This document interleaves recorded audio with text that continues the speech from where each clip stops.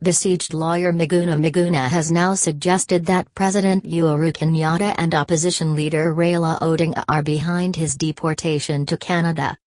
This order could only have come from the president himself, and I suspect even those he has entered into deals with, Miguna told a Turkish TV on Wednesday night.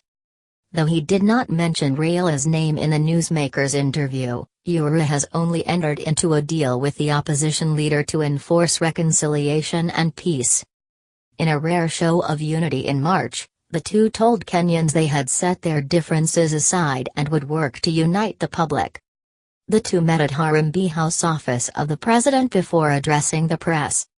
They neither specified their strategies nor took any questions. It is not easy for the Interior CS to disobey 10 court orders on my release. They wanted me to return to Kenya as a foreigner. And then decide to remove and detain me anytime they wanted, Miguna said.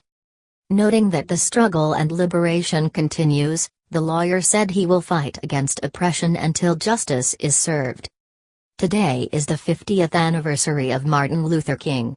He represents civil rights struggle against oppression. Nelson Mandela went to jail for the same. Many people have gone through the same experiences, he said. No matter what the oppressors do, no matter how brutal they are, eventually they will lose, and in this case, they will lose. I will continue with the liberation of Kenyans. The fact is that 10 court orders say they are wrong and I am right. The deported lawyer was sedated before he was moved to Dubai, then to Canada last week. But the Interior CS Fred Matiang'i claimed that the lawyer was not deported. The cabinet secretary said this when he faced the National Assembly Security Committee on Tuesday. He added the lawyer and self-declared leader of the Nurmki was not deported and that his passport was not confiscated. Miguna was not deported. We removed Miguna as an undocumented, unestablished passenger on transit to his last port of call, the CS said.